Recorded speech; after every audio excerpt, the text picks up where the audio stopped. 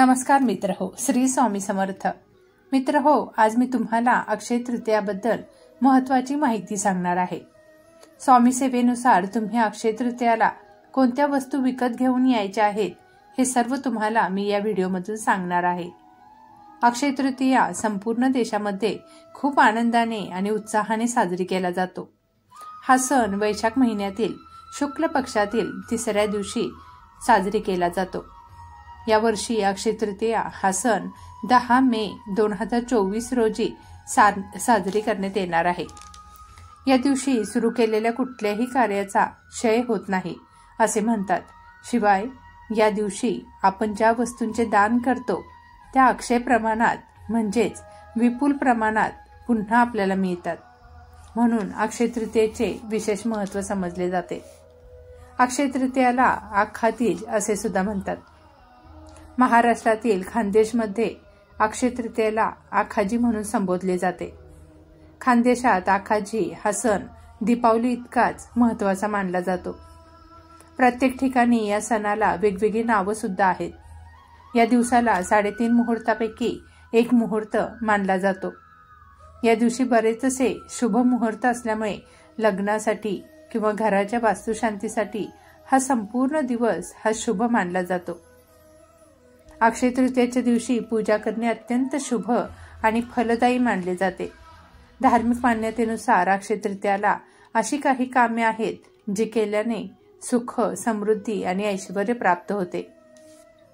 हा दिवस संपूर्ण शुभ मानला जातो। म्हणून या दिवशी केलेलं कोणतेही काम हे यशस्वी होते। कोणत्याही कामात तुम्हाला यश प्राप्ती होते। अक्षय तृतीयेच्या दिवशी पूजा करणे अत्यंत शुभ आणि फलदायी मानले जाते। धार्मिक मान्यतेनुसार अक्षय तृतीयेला अशी काही कामे आहेत जी केल्याने सुख, समृद्धी आणि ऐश्वर्य प्राप्त होते।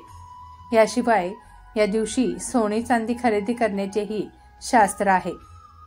अक्षय तृतीयेला सोने चांदी खरेदी करणे शुभ मानले जाते आणि तसे केल्याने सोने आणि पैसा दिवस रात्र दुप्पट आणि चौपट होतो। अक्षय तृतीयेच्या दिवशी दान आणि दक्षिणा यांचे विशेष महत्त्व आहे। म्हणून या दिवशी धान्य, वस्त्र, पैसा इत्यादी गरीब व्यक्तीला दान करा। अक्षय तृतीयेच्या दिवशी सकाळी लवकर उठून आंघोळ करावी। स्नान करताना पाण्यात थोडेसे गंगाजल टाकावे। हा उपाय करणे शुभ मानले जाते। या दिवशी कोणत्याही शुभ कार्यासाठी हा दिवस संपूर्ण दिवस शुभ मानला जातो। अशा परिस्थितीत वाहन, घर इत्यादी नवीन वस्तू खरेदी करायच्या असतील तर ते शुभ सिद्ध होतील। याशिवाय दागिने खरेदी करणे सुद्धा शुभ मानले जाते। या दिवशी केलेले कोणतेही काम हे आशीर्वाद देते असे मानले जाते। व्यक्तीला वर्षभर या दिवशी केलेल्या शुभ कार्याचे फळ हे मिळत असते। अशा परिस्थितीत अक्षय तृतीयेच्या दिवशी कोणतेही चुकीचे काम करू नका आणि कोणाचेही नुकसान करू नका। अक्षय तृतीयेला सोने खरेदी करणे हे शुभ मानले जाते।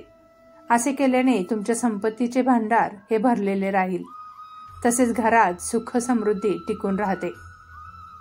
या दिवशी लक्ष्मीची पूजा करण्याचा विधी असला तरी सुद्धा या दिवशी भगवान विष्णूंची पूजा करणे देखील फायदेशीर मानले जाते।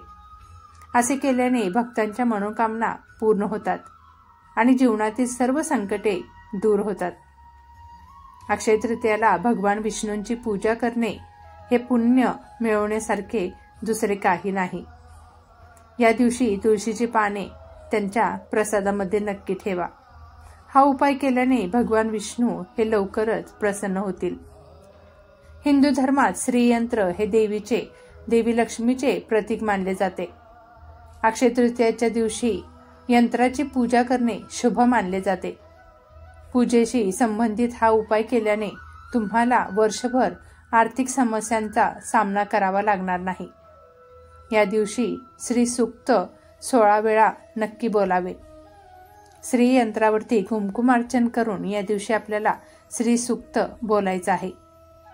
अक्षय तृतीयाला प्रतिशोधकात्मक अन्न सेवन करू नये आणि कोणत्याही ज्येष्ठ व्यक्तींचा अपमान करू नये। धार्मिक मान्यतेनुसार शंख लक्ष्मीचा भाऊ मानला जातो। अशा स्थितीत शक्य असल्यास अक्षय तृतीयेच्या दिवशी शंख खरेदी करून घरी आणा. असे मानले जाते की या उपायाने घरातील नकारात्मक ऊर्जा ही निघून जाते. अक्षय तृतीयेची आणखी एक कथा महाभारतात प्रचलित आहे. या दिवशी दुशासनाने द्रौपदीचा अपमान केला होता. या वस्त्रहरणातून द्रौपदीला वाचवण्यासाठी श्रीकृष्णाने कधीही न संपणारी साडी दान केली.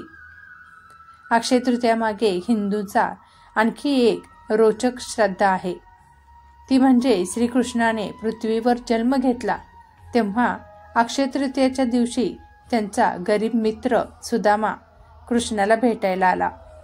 कृष्णाला देण्यासाठी सुदामाकडे फक्त 4 तांदळाचे दाणे होते. ते सुदामाने कृष्णाच्या चरणी अर्पण केले.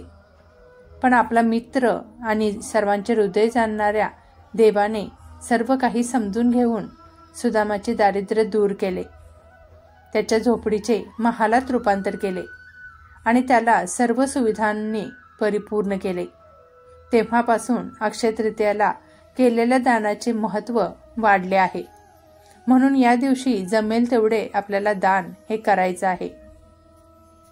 चांगल्या हेतूने दिलेली प्रत्येक गोष्ट परोपकाराची पुण्य वाढते. या दिवशी तूप, साखर, धान्य, फळे, भाज्या, चिंच, कपडे, सोने, चांदी इत्यादींचे दान तुम्ही करू शकता. या दिवशी छोट्या दानाचेही खूप महत्त्व आहे. असे असले तरी एका रंजक मान्यतेनुसार अक्षय तृतीयेला इलेक्ट्रॉनिक वस्तू देण्याचे सुद्धा महत्त्व आहे. या दिवशी अनेक लोक पंखे, कूलर इत्यादी दान करतात. किंबहुना हा सण उन्हाळ्याच्या दिवसांमध्ये येतो, त्यामुळे उन्हापासून बचाव करण्यासाठी उपकरणे दान केल्यास त्याचा फायदा होतो आणि देणगीदारांना सुद्धा पुण्य प्राप्त होते असा विश्वास यामागे आहे. म्हणून या दिवशी जास्तीत जास्त दान आपण केले पाहिजे. अक्षय तृतीया बोललं तर सोने चांदी खरेदी करणे हे आपल्या मनात एक पूर्वीपासूनची बसलेली ही श्रद्धा आहे. परंतु यावर्षी सोने चांदीचा भाव हा एवढा गगनाला भिडला आहे, त्याच्यामुळे तुम्हाला मोठ्या वस्तू जर यावेळेला खरेदी करता नाही आल्या तर तुम्ही कोणतीही छोटी वस्तू तुम्हाला जशी तुमच्या ताकदीनुसार घेता येत असेल ती तुम्ही नवीन वस्तू घ्यायची आहे. या दिवशी तुम्ही झाडू सुद्धा घेऊ शकता. घरामध्ये माठ, आता उन्हाळ्यामध्ये माठाची गरज असते, तर माठ पाणी पिण्यासाठी तुम्ही माठ घेऊ शकता.